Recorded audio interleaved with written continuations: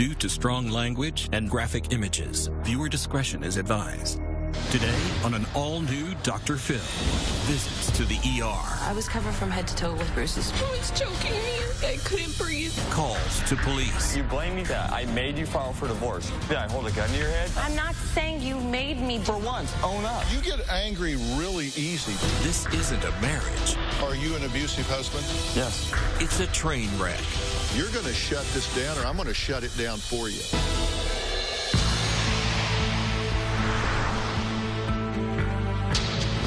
I want you to listen to this horrifying and emotional description of an attack that nearly ended the life of my guest today. He slammed me onto the ground. He was choking me until I somehow managed to say I couldn't breathe, and he let me go. So who was this woman so scared of? To fully understand, we need to go back 2 years to her wedding day. Every little girl's dream. A day Jamie could not wait for. But within 6 days, she said her fairy tale turned into a nightmare. She says the weekly abuse began, leaving her entire body covered in bruises, multiple ER trips, and regularly saying to herself, "This is it. I'm going to die." But even after these vicious attacks and nearly 100 calls to the police, she still desperately wanted her marriage to work. So much so, she says she got pregnant in hopes that a baby would force her husband, Jay, to change his violent ways. But she says the horror and abuse continued. Married less than 2 years, Jamie finally said enough is enough, and she divorced Jay. But it is far from over. Jay has pushed me, shoved me, thrown me to the ground, choked me, scratched me, thrown me into furniture. I was covered from head to toe with bruises one time. I've never felt so hated in my entire life. There was an incident where he grabbed me and he put me over the balcony from our 2-story house. He said, "I could kill you right now." Grabbed me right in my face and pushed me back. And I flipped over the chase and busted all my teeth and my gums, and blood came out of my mouth.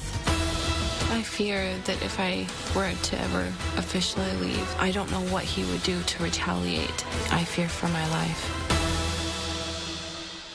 Well, Jay says he is tired of being made out to be a monster, while Jamie plays the innocent victim. I get pissed off and I'll explode, like, "Get the out of my face." I was sitting on a couch. She grabbed me by my face and, well, "Just listen to me," screaming, grabbed her by her throat, and I pinned her on the couch. I believe that when I'm getting pissed off, she knows. She's so busy running her mouth that it causes chaos. When I start getting very frustrated, I'll tell her to shut her fat mouth. Shut your big ass mouth. It feels like Jamie's made me out to be a monster.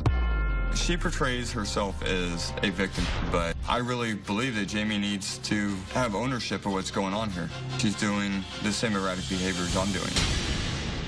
So who's the victim? Are you an abusive husband? Yes. Why?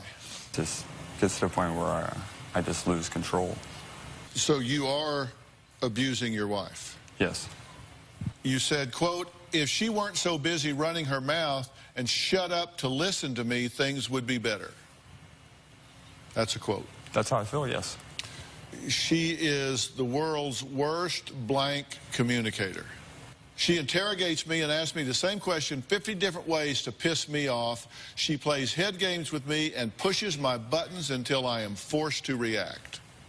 I do feel that way, yes. But for these things, you wouldn't do that. I'm not justifying my actions with what I say, but that's what's pushing me to that point. I don't think me assaulting my wife or verbally abusing her is correct, but it's pushing me to a point where I'm resorting to that. What do you think's going on here? I've tried so many different ways to stop this. I've tried being passive. I've tried letting it go. I've tried walking away. I've tried meeting fire with fire. I've tried so many different avenues, and it has the exact same outcome. What about all the times I've walked away, where you've come chasing after me, Jamie? I'm talking about me.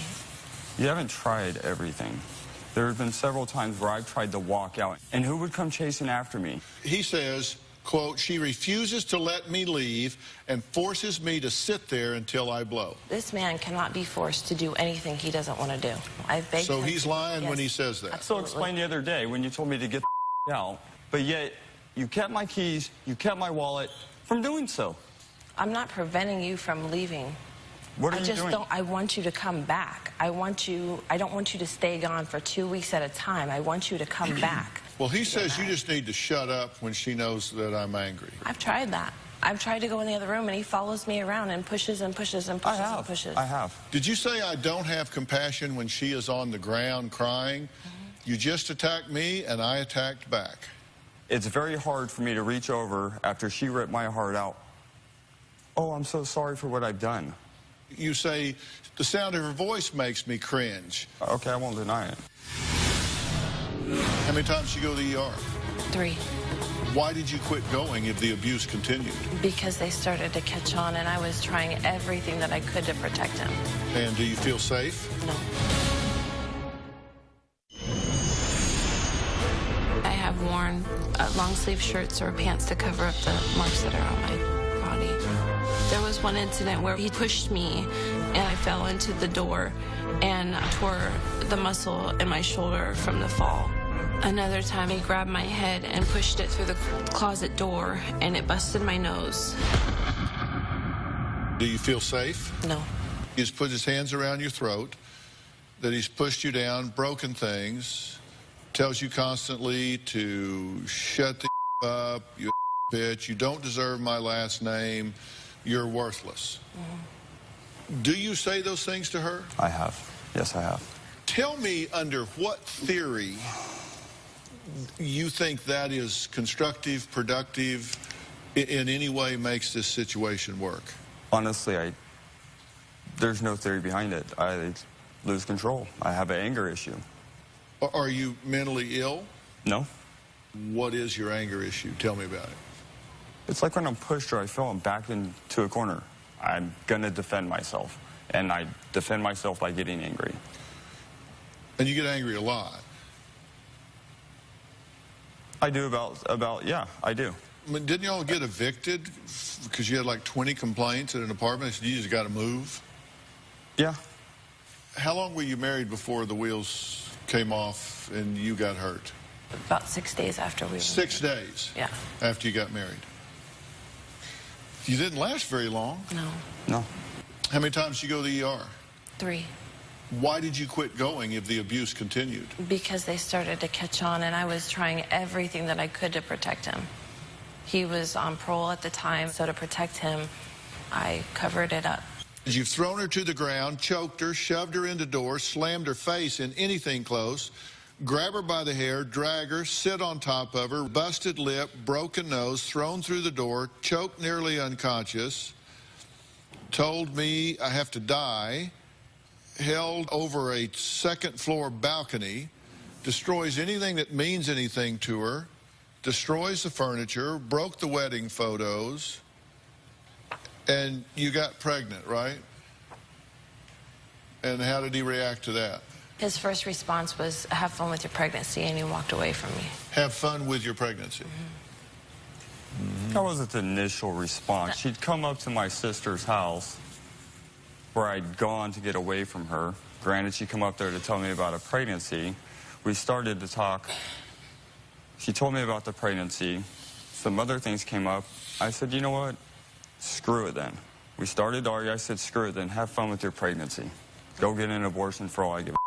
That's what I said. Did you key the car? Yeah, I was just pissed off. You keyed your own car? She seems to think I'm a materialistic person, and all I care about are possessions. Where'd you throw coffee in her face? It was at his nephew's house, And he threw coffee in your face? on my shirt. Why'd you throw coffee on her? She'd shove me into a door. I didn't shove you. You didn't shove me into a door. I did not shove you into anything. I just basically put my hands on you. You put your hands on me. I hit the door, Jamie. This is the problem we have. I just spent $1,000 on a phone that you smashed. And that gives you a right to put your hands on me. No, it does not. You seem to think so. Okay, your language is very disrespectful, and I would appreciate it if you could clean your mouth up a little. All right, we're going to take a break. Jay says when it comes to being violent and abusive, the finger should be pointed at Jamie, not at him.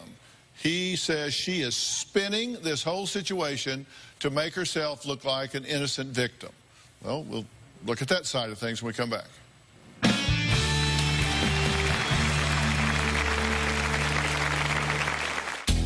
Jamie will call me a sociopath, a deadbeat dad. I'm being hit. I'm being shoved. That is physical violence. There was a time where Jamie shoved me into the cupboard and split my eye open. I'm being hit. I'm being shoved.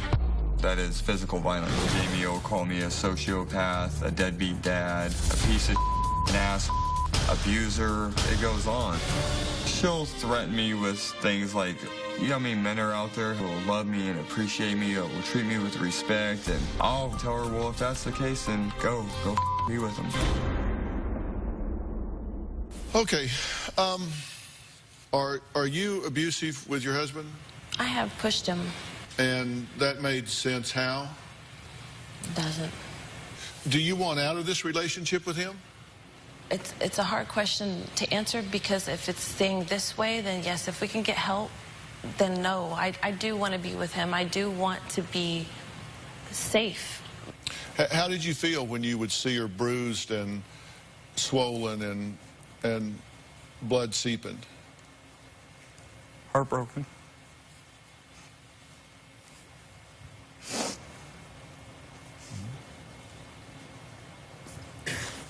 Do you think it hurts her when you call her disgusting names? Yes. When we're verbally assaulting one another like that, it's hard to break it. Why have you stayed in this situation? Well, before I got pregnant, I was ready to go. I filed for divorce, and then I found out I was pregnant. And I took my vows very seriously, and I put up with it for that long because I was trying to be committed to making it work and stand by his side. My question is, real quick, you said you filed for divorce, but the past year, you told me I made you. I made you. I'm not done. No, I made you divorce you. I filed twice. You know that. I filed twice. Okay, you're full of crap. Really? Because I can show you the paperwork. April, it's not about the paperwork. In April, I made you. You blame me for everything, just like that. I made you file for divorce. You did. You told me that you were going to move to Texas to be with another woman. Did I hold a gun to your head? You told me you're leaving the next morning and that I had 24 hours to do whatever I needed to do before you run off with another woman. You're right. I'm not saying you made me, but what you did. You've been saying that for a year and a half. All right, fine. Charming. Angry. You get angry really easy, don't you? It's not really easy. It's like, if you're going to be up here, be honest. I've been blamed that I've made her file for divorce. That I forced her to go down there. And to hear that I went down and filed it, I never said that. It's upsetting. Well, you know what's upsetting to me is that you're making a distinction without a difference. You're saying, she says, I made her go file for divorce. Let me tell you, when you put her in the ER time and time again, when you smash her face into the wall, when you smash her face into the cabinets, when you throw coffee all over, when you call her every name in the book, that's making her file for divorce, whether you like it or whether you don't. I don't care whether you said, sign this paper and go down there. When you choose the behavior, you choose the consequences. And when you choose that behavior, you are choosing divorce, because if this woman stays with you with that conduct, she is wrong. Okay. She is seriously wrong. No woman with any self-respect, any dignity, any self-worth whatsoever would live with somebody that treats her the way you treat her. You're right. True or false? True. We're going to take a break here. Jamie says not only is Jay a horrible husband, but he's a bad dad. He says, no, I am not a bad dad. We're going to talk about that after the break, because there's one reason I agreed to do this story, and that reason is 7 months old. We'll be right back.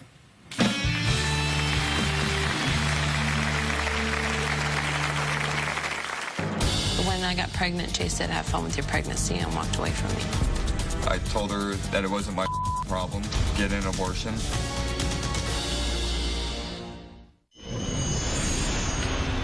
I know that Jamie's addicted to pain pills. She was taking them to numb herself from things in our relationship. Before Jamie was addicted, she had control over her behavior. Since her addiction, she will act a complete ass. She will scream and yell and throw what I call a 5-year-old temper tantrum. She'll admit that she has a problem, but she won't admit that it's her problem.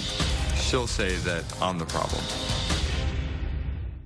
Jay says that Jamie's unwillingness to take her head out of the sand when it comes to her addiction to prescription medication causes a lot of problem. Jamie says that the real problem is Jay's parenting. When I got pregnant, I told her that it wasn't my told me not to put his name on the birth certificate because he didn't want J6 to have his name on. Despite what I'd said in the beginning, I love him now. Jay thinks he's a good dad. A good father would want to see his son whether we're together or not, and when we're not together, he doesn't make any effort to do so. I don't really consider Jay an active part of J6's life. Jay just comes and goes as he pleases. Okay, do you have a prescription pill addiction? Yes. What are you taking? Norco. Speak up. Norco. Are you on them now? Right now? Here? Yes. Or do you consider yourself high right now? No. Because you seem to be a little bit in an altered state of consciousness. Okay. Those pills are no longer for pain. You're just addicted to them. In fact, after a while, they potentiate pain rather than alleviate pain. Yeah. So you can tell yourself you're taking them for pain, if that's what you like to say. No. But you're not. You're taking them because you're addicted to them. I completely acknowledge that. I'm not taking them. Okay.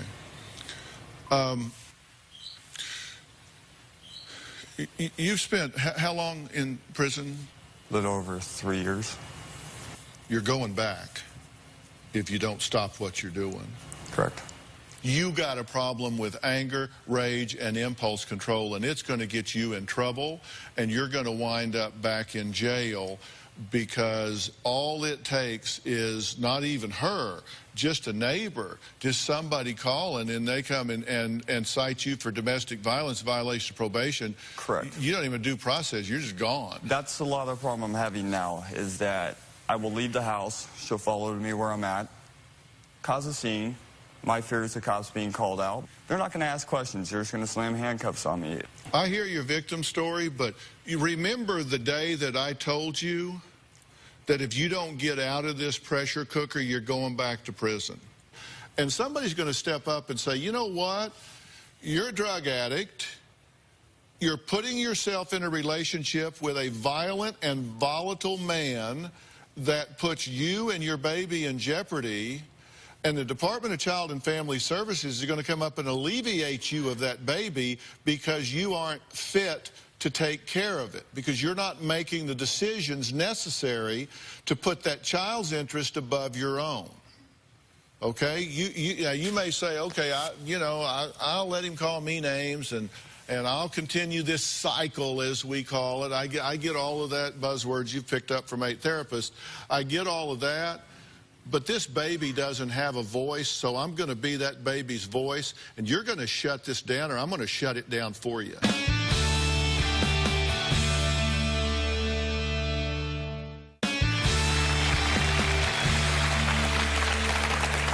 Come on.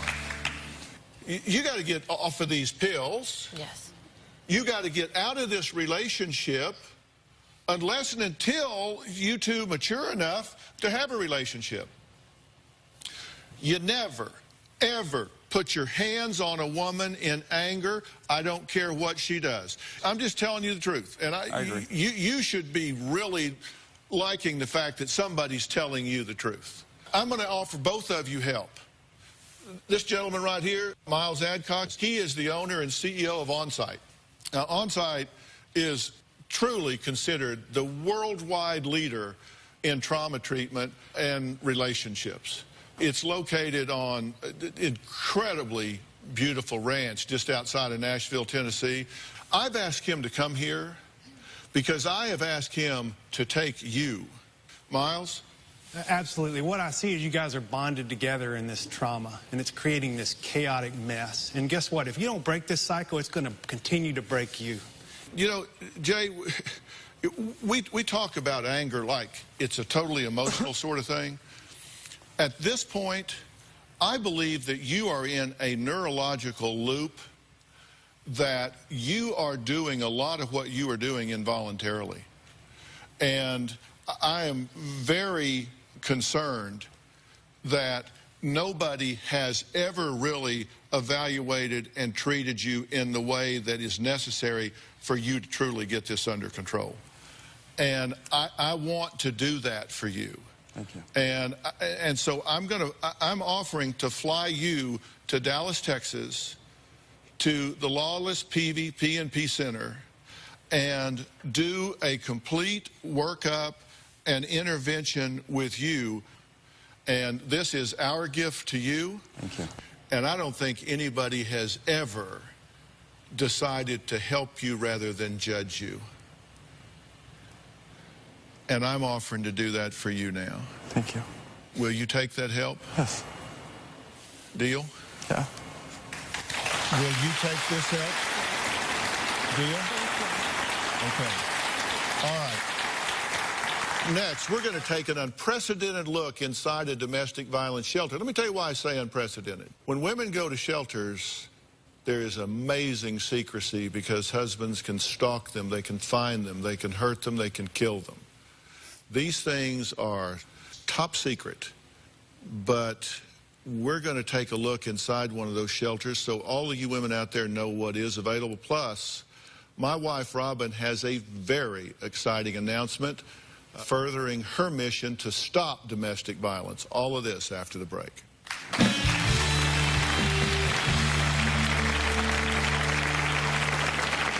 This is the first time that we've ever brought anybody in from outside.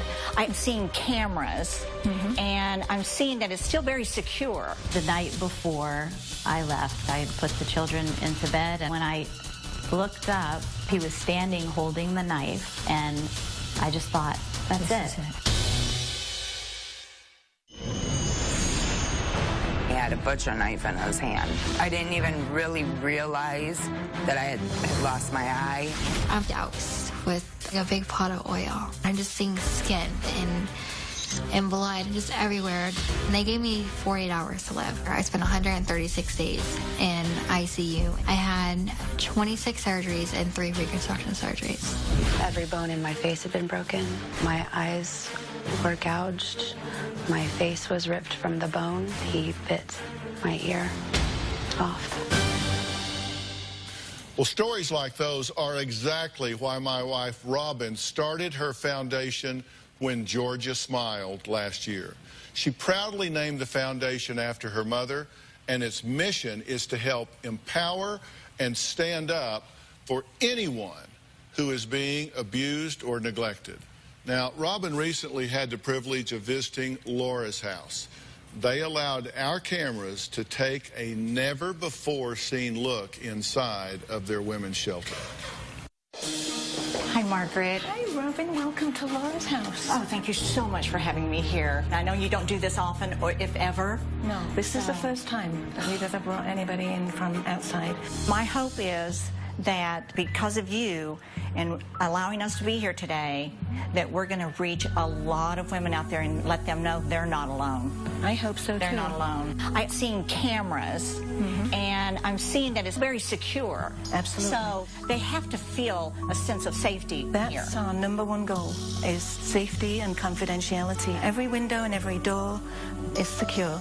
And when they come here, a lot of them will tell us that it's the first decent night's sleep that they've had because they feel safe. Everything's locked. It's locked. This is important because when our clients come in, if they have a cell phone or an iPad or something, of course that can all be tracked. So we ask them to put them in their locker and not use them while they're in the house. Turn them off. Right, to turn them off. And not use them. Right, because the truth is, if someone tracks their family to Laura's house, we have to ask them to leave within 2 to 3 hours for the safety of everybody else in the house. Does that happen often? Not often, but it does happen. So this is the dining room and the kitchen area. We wanted the shelter to be a place where our clients felt that this was their home. I'm sure these women come in here and it's just pure joy for them to get to cook in such happy surroundings, because they usually at home are being told what to cook and they never get to hear a thank you. I think that's the case. And I can just see a bunch of women sitting there and children with big smiles on their faces saying thank you. That's right. People have said to me in the past, Margaret, why did you make the property so comfortable, so luxurious? And the reason we did that was because we feel that if they come in and we believe that they're worth this, they start to believe that they're worth it. I love that. I just have a feeling that there is just a sense of camaraderie and just like a family. Girl power. Girl power. Yeah, they come in and they think they're the only person. Of course, I'm the only one this happened to, and they come in here and they realize that this is like a family. This is our children's therapy room, and we wanted this to look as much like a regular children's play therapy that you'd find anywhere, so that the kids feel like they're just normal kids when they come in here. What we see is that the children here at Laura's house will, even if they can't articulate what's happened to them, you see it through what they draw. And I see over here where they've been writing on the chalkboard. Right. What a safe place where you're not scared. I'm looking around and seeing these toys. I'm happy that you've done this room for them. I'm trying not to cry, but I think about a lot of those babies that leave so quickly in the middle of the night, and they don't even get to grab one toy. I see stuffed animals over there, and I have 2 grandchildren, and I know how much they love their stuffed animals. Each child that comes into Laura's house gets one of these. And this is yours. This is their safety blanket from the minute they walk in. It was what I was thinking when I looked around. I thought they had to leave their favorite toy or their favorite stuffed animal at home, maybe. Right. Just get in the car and let's go. It's true. Because when it's time to save your life, it's time. That's right. They may not even have shoes on. Can I just ask you right now, how many children you have here at Laura's house? Today at Laura's house we have 12 children and 9 moms, and we're bringing a new family into Laura's house today. This family that you're bringing in today, how soon will the children meet with a therapist? Or will they? They will. Actually, each woman and each child have a therapist. Okay. So this is our family therapy room. This can be the first place that the children have actually been in control of what goes on. And they will reenact in here using these figures and the house. And we've had even 2-year-olds reenact what actually happened to them. Oh, Robin, we designed it such that a mom and the kids could all be in the same room together. I love it. Most of them have never lived anywhere quite maybe as nice as this. I do have to say that there are no socioeconomic, boundaries to domestic violence, as you know. So that's exactly right. In fact, I'm going to sit down with some ladies, and one of them said, I never thought me, a well-educated woman, would ever go through this. That's right. It can happen to anyone. It can happen to anyone. It really can.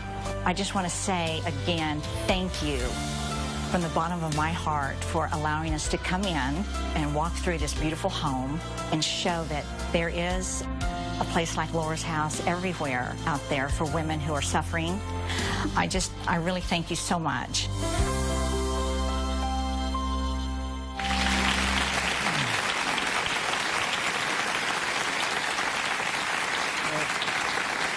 Let me ask you, you were really impressed with that program down there. I was so impressed. I did not know what I would see when we got there. And I have to say I paused before I went in the door because I actually thought about the women who had come before me. And they were leaving a life of abuse and turmoil and violence. And then one step in that door and it was a new life. And you were saying, we were talking earlier, like that play area that they had for the children, and they got the stuffed animals and stuff. They have psychological staff that comes in there and works with the children to try to deal with their fears in age-appropriate language and all. They are there for 6 weeks, and they are helped every day. And it's just such a feeling of love and family and peace. And so I could feel the difference the entire time I was there for those families. Well, while Ron was there, she had the opportunity of meeting 3 very brave women, all of whom used Laura's house to escape their abusers. Let's take a look. Thank you very, very much for allowing me to be here with you. I consider you all very brave, and I'd love to hear a lot about each one of you and your stories. I was constantly mentally abused. It happens so subtly over time, and it starts out with, you know, you're not as good at that as I am, so I'll take over the finances. And I don't want you messing with my computer because you'll mess things up. So I'll set up all your passwords for all of your email accounts, and I'll take care of all that. The #1 tool of an abuser is isolation. I had no access to money and no credit card, nothing for emergencies. And so whenever I would ask for money, I had to exchange it for degrading, intimidating, sexual favors. Did you think he was on the verge of hitting you? No, I felt like he was on the verge of killing me. So he had no compassion for you when it came to the children, needing something for the children? I went into a dumpster one day just to get food for our family. In his mind, I was a dumpster diver. What gave you the courage to finally leave? The night before I left, I had gone in and put the children into bed, and I came back downstairs. When I looked up, he was standing holding the knife, and I just thought, that's it. And I left with my 2 garbage bags full of stuff and have never gone back. Laura's house changed everything for me. Can you share with me what you went through before you came to Laura's house? I'm disabled, and that was a major advantage for my husband. After the kids started leaving home, that's when the violence got really, really bad. One day my husband pointed a gun at my head, and he always told me if I left, he would kill me. Can I ask you something? Did you consider leaving right then? I did, but he was very charming when he wanted to be. I really felt like I had no choice, and I felt like at one point that as long as I stayed, he would never kill me, but towards the end it became quite apparent that he was going to. How did you feel when you finally took that first step to get out of that situation? I was so scared. I walked away from everything, my adult children, my grandchildren, the house I bought, the job. I left everything behind, and that was kind of hard.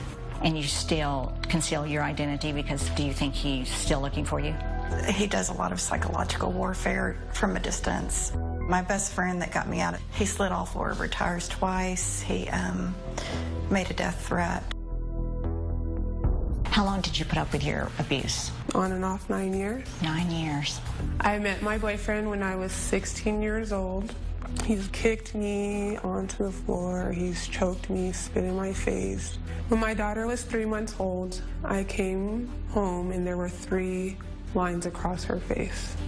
He would constantly tell me that I am nothing and I'm never going to be anything. How long was it until he then put his hands on you? Well, our senior year of high school was probably the first time he put his hands on me.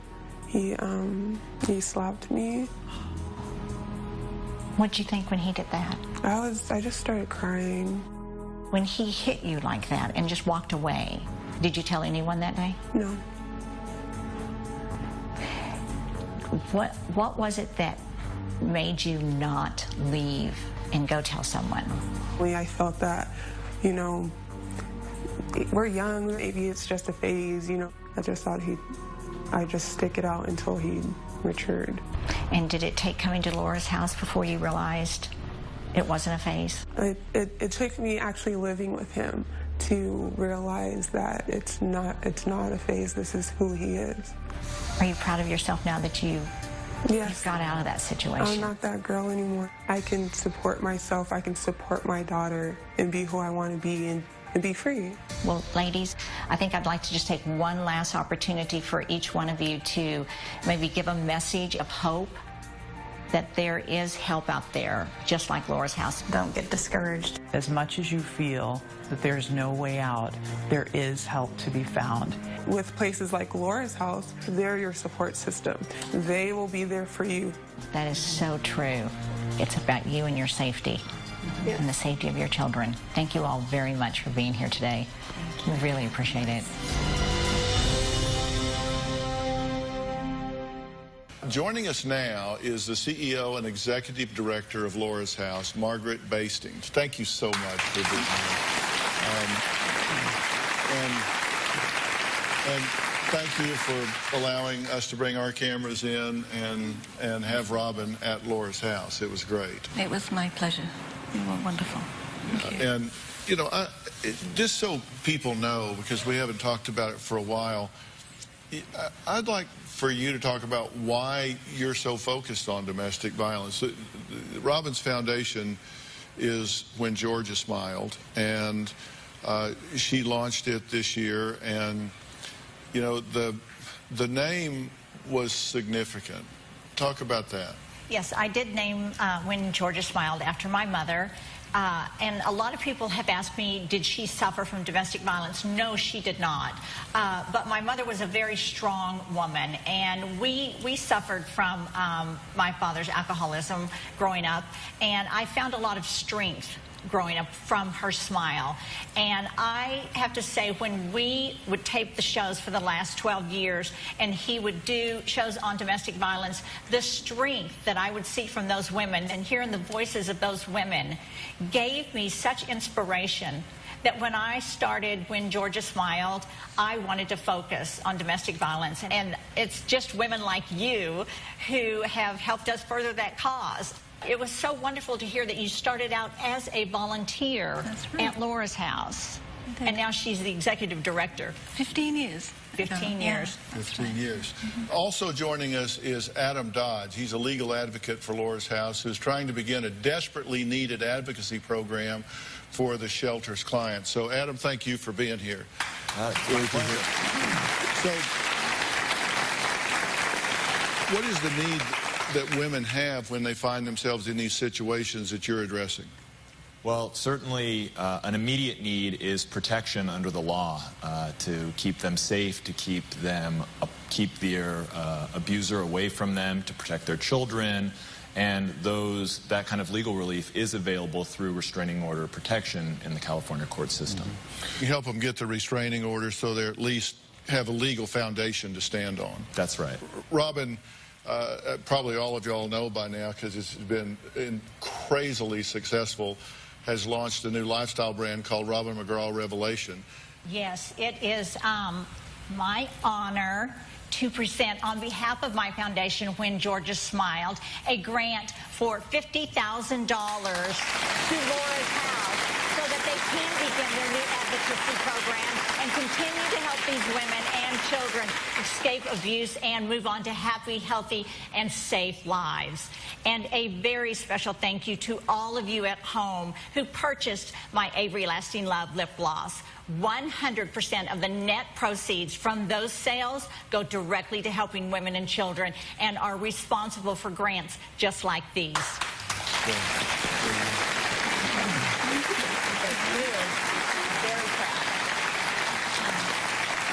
I trust this will make a difference. I think so. We know it takes tremendous courage to leave a domestic violence situation. You're going to help a lot more people do that. Well, that's what it's all about. That's what we want. So thank you so much. All right, next, domestic violence doesn't just happen in the home. Now college students across the country are joining Robin to end the silence on domestic violence on their campuses. We'll talk about that when we come back. Robin is a busy girl, and she has another very exciting announcement. That's right, Philip. From September 8th through October 15th, students across the U.S. can enter the hashtag #IAspire and enter to win a grant up to $5,000 to help further their efforts to raise awareness about sexual violence and relationship abuse on college campuses. Now, students can enter the challenge by going to studentsoftheworld.org/IAspire. Or you can also go to whengeorgiasmiled.org and drphil.com. And we want you to create a video telling us your story, including what you would do with the grant if won, and the biggest challenge your campus is facing regarding sexual violence and relationship abuse. And I am proud to say When Georgia Smiled has partnered with Participant Media, TakePart.com, Pivot TV, and Students of the World to create awareness about these important issues. I want to thank all of my guests today. A very special thanks to Miles Adcock and Onsite, as well as the Lawless PNP Center for helping our guests today. Also, I'd like to thank Margaret and Adam from Laura's House. And if you at home want to download your own version of the Aspire Initiative, which is a very exciting curriculum designed by Robin and her team to stop domestic violence for all ages, go to whengeorgiasmiled.org and drphil.com. Remember, it's free. You can also visit iTunes or the Android App Store to download the free Aspire app to your smartphone. And this is breakthrough technology that could save your life the moment the abuse is occurring. We don't like to say too much about everything it does on the air because we don't want to educate abusers. But go find the Aspire app and see what it does. It sends out a warning for help at a time when you might most need it. Thanks for being here. So long.